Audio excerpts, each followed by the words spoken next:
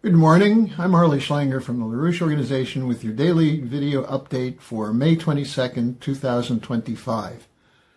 The world has reached a tipping point where action is necessary to avoid a plunge into a dark age. This is typified by 5 people being killed in 3 separate assassinations yesterday, all of which point toward those who wish to introduce total chaos into a world situation rather than have the developments toward peace which are beginning to take place, especially involving the Putin-Trump rapprochement discussion that took place on Monday. Now, obviously, the threat of peace breaking out is driving the war party crazy. Now, let me just start by defining what I mean by the war party. We're talking about the City of London bankers, the corporate oligarchs, typified by the World Economic Forum, and the corporate cartels who fund the neocons, the think tanks, the Zionist lobby, and are committed to geopolitics, which includes a war, if necessary, to prevent an alternative from coming into place. So let me point to these 3 events which occurred yesterday, which are extremely ominous and which require action by governments to ensure security for people involved in seeking peace. First, in Mexico City, 2 top aides to the Mexico City mayor were assassinated outside their offices in public in broad daylight. The mayor of Mexico City is the second most powerful position politically in Mexico, and the mayor is close to the president, Claudia Sheinbaum. This should be seen as a warning to leaders in the global south that they play by the rules or else. Secondly, in Madrid, Spain, Portnoff, a former aide to Viktor Yanukovych, who was overthrown by the regime change coup in February 2014, he was assassinated after dropping his children off at school. He has been a target of the Ukrainian hit list Mirotvorets, which is connected to the Center for Countering Disinformation, financed by the government of the United Kingdom, its Foreign Office, and in the past it's been financed by the United States State Department and NATO. Targeted by the Mirotvorets CDC are leaders of the Schiller Institute and collaborators of the Schiller Institute, and also on the list until recently was Tulsi Gabbard, who is Trump's Director of National Intelligence. Now, the question comes up, is Trump on this list? Well, there was a news item published May 20th by Mirotvorets News, which essentially identified Trump as in their sights. They say, quote, Trump's earlier statements, and then they put in parentheses, he's a friend of international war criminal Putin, were more decisive. He said, quote, nothing will happen until Putin and I meet. And in parentheses again, they say Putin, an international war criminal and Trump's friend, unquote. Well, that's fairly direct, a target of the President of the United States. And put that together with Tulsi Gabbard's report on how she's looking into James Comey as part of an assassination threat against President Trump. Now, why target Trump? Well, we have the statement from Vladimir Ushikov, top Putin aide, on the Trump-Putin phone call on Monday.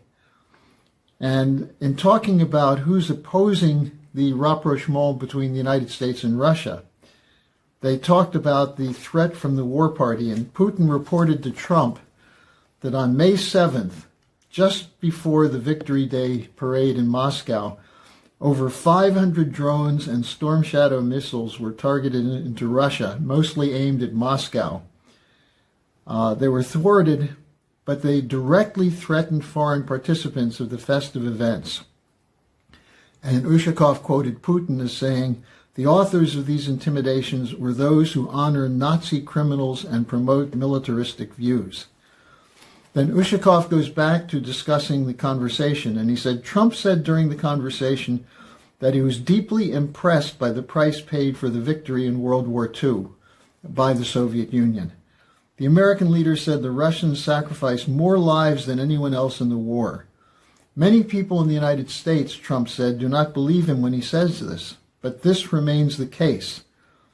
And then Ushikov continues, the president spoke extensively and warmly about the fact that the countries, that is the U.S. and Russia, were World War II allies.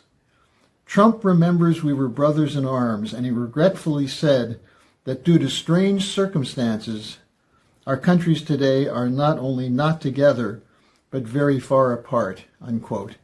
Obviously, these kinds of discussions are bringing them closer together in terms of a strategic perspective and also a collaboration for peace and prosperity. Now, then we have the London response to the Trump-Putin dialogue, and this is an editorial in the Financial Times. And you can read this as marching orders to the Gang of Four war hawks of the European Union. They write, the U.S. president said Kiev and Moscow would start negotiations toward a ceasefire, but he is leaving it up to the belligerents to sort things out. There was no sign of pressure he had hinted he might finally put on his Russian counterpart. The Financial Times editors continue. Trump's indulgence of a Russian leader who has been stringing him along for months remains baffling.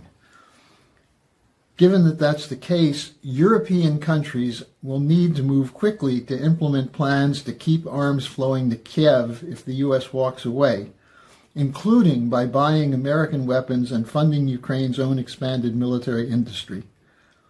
And it goes on to say they should double down on pressure on Putin, including more sanctions, tightening the noose on Russia's economy.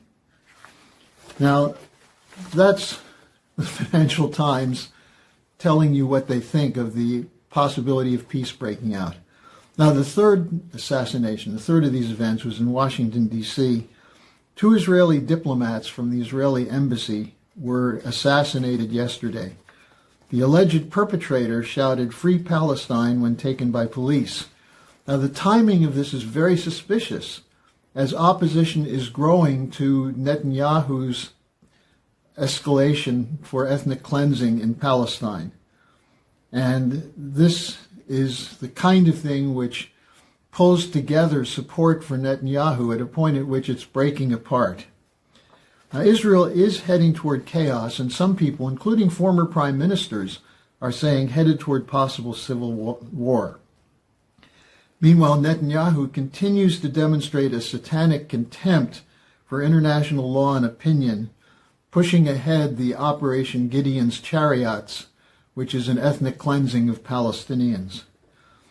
Now, this is what his coalition partners demand. This is what a whole section of the Israeli population, typified by these settlers, are demanding: the full exclusion of Palestinians from Israel and the land, the occupied lands. Now, there's a disregard coming from this cabinet, Netanyahu's cabinet, for the lives of remaining hostages. Also, CNN is reporting that there are indications that U.S. intelligence have picked up that the Israelis are planning an attack on Iran. This would be carried out under the idea of the breakaway ally scenario. In other words, launch an attack that forces the United States to come in and back up Israel. Now, we have 3 points of intervention I'm calling to your attention to address this situation.